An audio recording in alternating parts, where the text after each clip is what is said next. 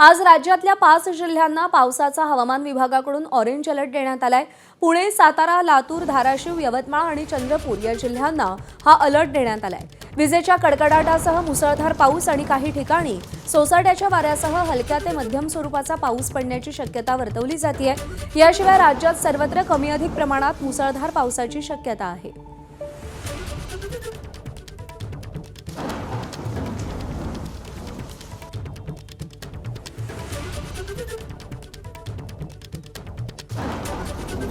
आणि यानंतरची बातमी अमरावतीतून आहे। अमरावती शहरात पहिल्याच पावसात जनजीवन विस्कळीत झालंय।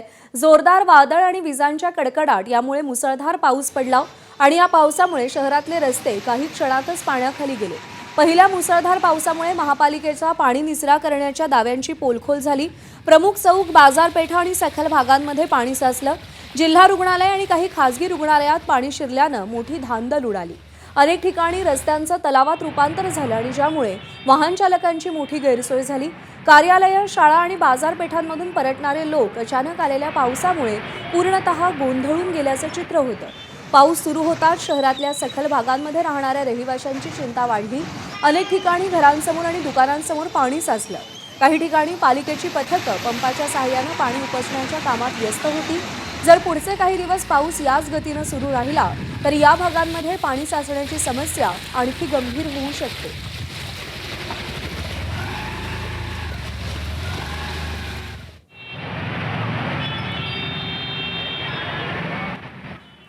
दरम्यान अमरावती महापालिकेच्या ढिसाळ नियोजनाचा अमरावतीकरांना मोठा फटका बसला। पावसाचं पाणी अनेक दुकानांमध्ये शिरलंय आणि त्यामुळे व्यापाऱ्यांचं मोठं नुकसान झालंय। आढावा घेतलाय आमच्या प्रतिनिधींनी, पाहूया। अमरावती शहरात काल जवळपास 1 ते 1.5 तासपर्यंत मुसळधार पाऊस झाला आणि या पावसामुळे अमरावती शहरामध्ये जनजीवन विस्कळीत झालेलं आपल्याला पाहायला मिळेल। यावेळी अनेक घरामध्ये पाणी शिरलं, रस्त्यावर पाण्यामुळे पूर्ण जनजीवन विस्कळीत झालं। अनेक खाजगी रुग्णालयामध्ये पाणी शिरलं, जिल्हा रुग्णालयामध्ये सुद्धा पाणी शिरलेलं आहे आणि अनेक असे कॉम्प्लेक्स आहे ज्या कॉम्प्लेक्सच्या तळ दुकानं आहे त्या दुकानामध्ये अक्षरशः 4 ते 5 फूट पाणी होतं। काल महानगरपालिकेने या कॅम्प रोडवर जो कॉम्प्लेक्स आहे ज्या ठिकाणी कॅम्प्युटर, झेरॉक्सचे दुकानं, छोटे छोटे व्यावसायिक आहेत त्यांच्या दुकानामध्ये 4 ते 5 फूट पाणी घुसलं होतं। महानगरपालिकेनं पूर्ण पाणी हे केलं होतं, परंतु परत रात्री जे नाल्याचं पाणी आहे ते अक्षरशः या परत दुकानामध्ये शिरलेलं आहे। यामध्ये जर आपण पाहिलं तर झेरॉक्सच्या मशीना हे सगळं नुकसान या व्यावसायिकांचं झालेलं आहे। आपण या व्यावसायिकांशी बोलूया की नेमकं काय नुकसान झालं होतं। पाणी तर पूर्ण साफ केलं होतं ना काल? हाँ, मगर वो पूरा वापस भर गया, यानी पूरा नाले का पानी पूरा रिटर्न आता। अच्छा। हाँ, हमने अभी नाले भी बनाए, चेकर्स लगाए, उसके बाद भी पूरा पानी रिटर्न आ जाता है यहाँ पे। अच्छा। हाँ, और अगर बारिश आ गई तो कल कम से कम 4 से 5 फुट तक कमर इतना पानी था और पूरी मशीनें डूब गया है। कल हमारी उसमें कम से कम 8-10 लाख का नुकसान हो गया हमारा और कंप्यूटर डूब गए बहुत जनों के।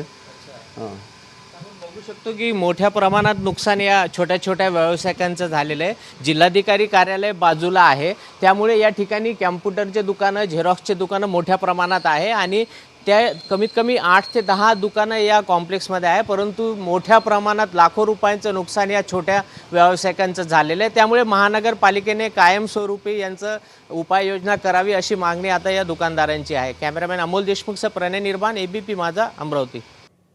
आणि अमरावतीतला आढावा घेतल्यानंतर बातमी नाशिकमधून आहे। पहिल्याच पावसात नाशिक शहरातल्या रस्त्यांवर साचलेल्या पाण्यामुळे वाहतूक कोंडी आणि त्यातून नाशिककरांना झालेला मनस्ताप यामुळे संताप व्यक्त केला जातोय। नाशिक महानगरपालिकेच्या महापौर हिमगौरी अडके आणि उपमहापौर विलास शिंदे यांनी अधिकाऱ्यांसह नाशिक शहरातील पाणी साचलेल्या आणि चिखल झालेल्या भागाची पाहणी केली।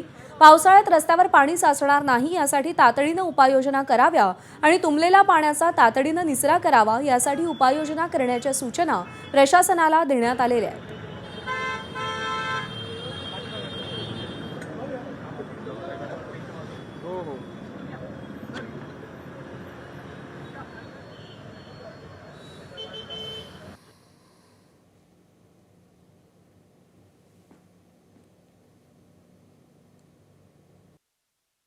काही ठिकाणं आहे जिथे हे प्रॉब्लेम्स क्रिएट झालेले आहेत आणि नक्कीच जोपर्यंत रस्ता तुम्हालाही माहिती आहे की डांबरीकरण किंवा प्रॉपर त्याचं लेअर जोपर्यंत होत नाही, त्याच्यावर जेसीबी फिरत नाही, कुठल्याही पावसामध्ये खरं ते धसणार आहे खडीकरण किंवा जे पण काही आपण करू तेव्हा, आणि नंतर त्याचा ॲक्च्युअल फायनल लेअर आपण टाकणार आहोत.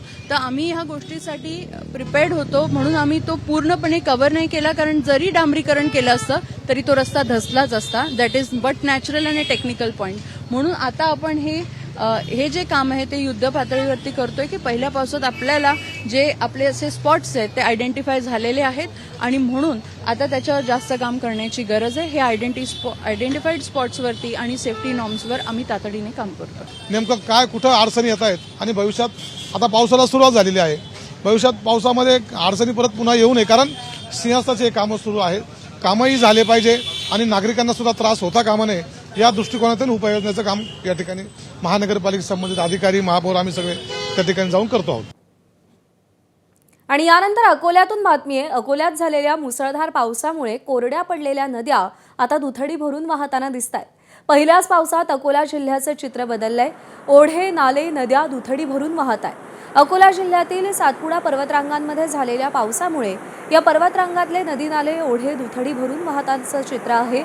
पोपटखेडच्या भागातील पर्वतरांगांवरून वाहणारा हा ओढा अनेकांचं लक्ष वेधून घेतो.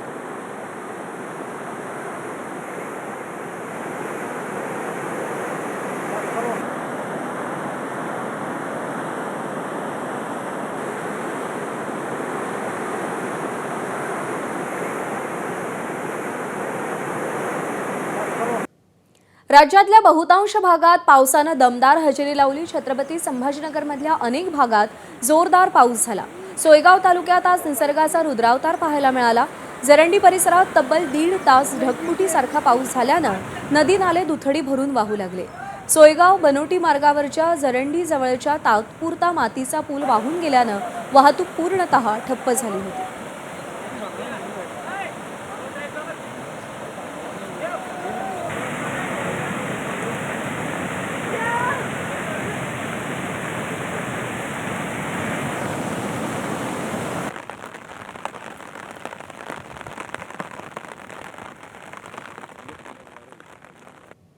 परभणी जिल्ह्यातही मुसळधार पाऊस झाला. जिंतूर तालुक्यातील आडगाव बाजार परिसरामध्ये अतिवृष्टी झाली.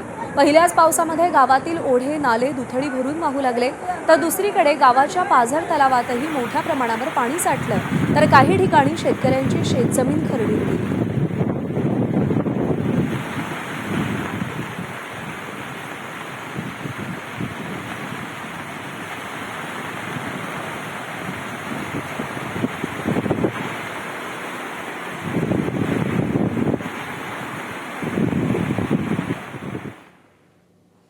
जळगाव जिल्ह्यातही आज तुफान पाऊस झाला. मुक्ताईनगर तालुक्यातील अंतुर्ली, करकीसह अनेक भागात ढगफुटी सदृश पाऊस झाला. नाल्यावरून पाणी वाहू लागल्यानं साखरपुड्यासाठी चाललेली खासगी बस अडकली, मात्र ड्रायव्हरच्या सतर्कतेमुळे अनर्थ टळला. मुसळधार पावसामुळे अनेक घरं आणि दुकानांमध्ये पाणी शिरलं, तर आवेरच्या खिरवडीतील नदीला पूर आल्यानं अनेक गावांचा संपर्क तुटला. तब्बल 4 तास मुसळधार पाऊस झाल्यानं जळगावात पूरस्थिती निर्माण झाली होती.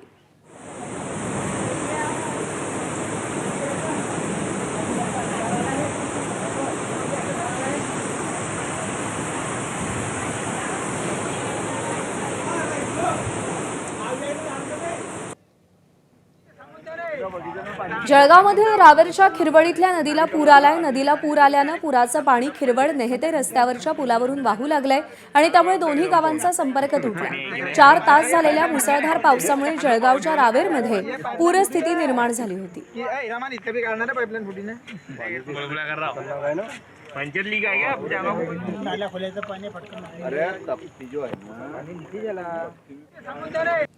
वर्ध्यामध्ये पहिल्याच पावसानं नाला तुंबल्याचं पाहायला मिळतंय. वर्धा शहरातील छत्रपती शिवाजी महाराज चौक परिसरात पुतळ्याच्या मागच्या बाजूला असलेला नाला पहिल्याच पावसात तुंबलाय.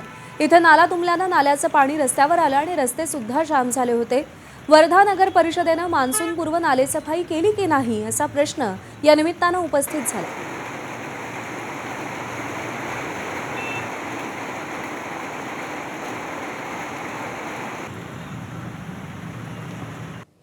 सांगली जिल्ह्यातील शिराळा तालुक्यात असलेल्या चांदोली धरण पाणलोट क्षेत्रात सध्या पावसाचा जोर वाढलाय. पाणलोट क्षेत्रात होत असलेल्या अतिवृष्टीमुळे धरणातील पाण्याची आवक वेगानं वाढत असून वारणा नदीच्या पाणी पातळीतही वाढ होतीये. वारणा धरण पाणलोट क्षेत्रात अतिवृष्टीसारखा पाऊस झाला असून पाथरपुंज इथे अवघ्या 12 तासात 147 मिलीमीटर तर निवळे इथे 78 मिलीमीटर पावसाची नोंद झाली. गेल्या 2 दिवसांपासून सुरू असलेल्या पावसामुळे शेतकरी आणि नागरिकांमध्ये समाधानाचं वातावरण आहे. मिनी कोकण म्हणून ओळखल्या जाणाऱ्या शिराळा तालुक्यात मान्सूनच्या आगमनामुळे बळीराजा सुखावलाय. पावसाअभावी रखडलेल्या पेरण्यांना आता वेग आलाय.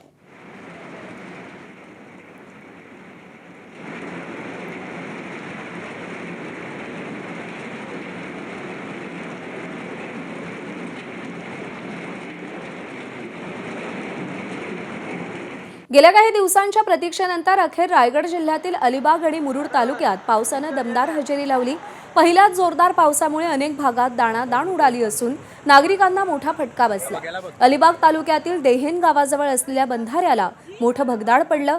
हा बंधारा वाहून गेल्यामुळे देहेन गावचा इतर गावांशी असलेला संपर्क पूर्णतः तुटला. पावसासोबतच समुद्रातही मोठ्या लाटा उसळत असून पाण्याला समुद्राला उधाण आलेलं आहे.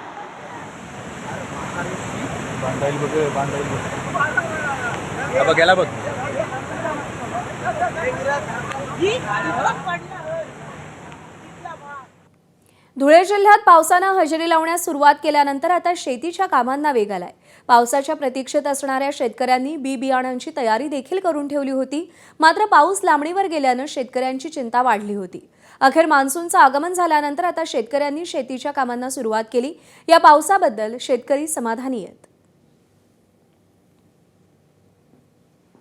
आमचं जवळजवळ 7 जूनपासून बियाणं आणि खत घरात आणून पडलेलं होतं. जवळजवळ 1.5 लाखाचं बियाणं आणि खत आणलेलं होतं, परंतु मेघराजाची हजेरी लागत नव्हती.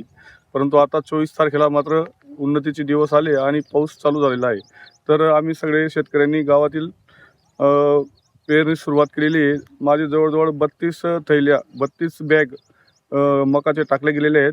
म्हणून आता सगळे शेतकरी गावातील व परिसरातील सगळे शेतकरी अगदी आनंदात आहेत आणि मेघराजाचे धन्यवाद करीत आहेत. पुढे नंतर चांगला पाऊस यावा असंच भगवंताच्या कृपेने अपेक्षा आहे. विरारमधल्या नालासोपाऱ्यात काल झालेल्या पहिल्याच मुसळधार पावसामध्ये अनेक रस्ते जलमय झाले होते. नालासोपारा पूर्वेच्या सेंट्रल पार्क परिसरातला रस्ताही पाण्याखाली गेला होता. मात्र पावसाचा जोर काहीसा कमी झाल्यामुळे आज सकाळी परिस्थिती नियंत्रणात दिसून आली. सेंट्रल पार्कमधला रस्ता पूर्णतः मोकळा असून कुठेही पाणी साचलेलं नाही. सध्या पावसाचा जोर कमी असल्यानं पश्चिम रेल्वेची वाहतूकही सुरळीत सुरू आहे.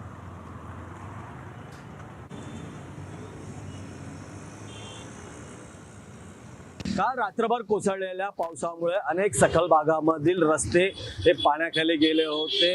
आजही रात्रभर पावसाच्या अधूनमधून सरी कोसळत होत्या. मात्र सकाळी जर बघितलं तर पावसाच्या रिमझिम सरी बरसत आहे. मी सध्या आता नालासोपारा पूर्वेकडील सेंट्रल पार्क या ठिकाणी आहे. आपण जर बघितलं तर या ठिकाणी कालची दृश्य बघितली तर पूर्णपणे जलमय हा रस्ता होता आणि आज हा पूर्णपणे चिखलाचा सडा आपल्याला या ठिकाणी दिसत आहे. पाणी साचलेलं नाही अशीच परिस्थिती वसई विरारमधील अनेक सखल भागामध्ये आहे.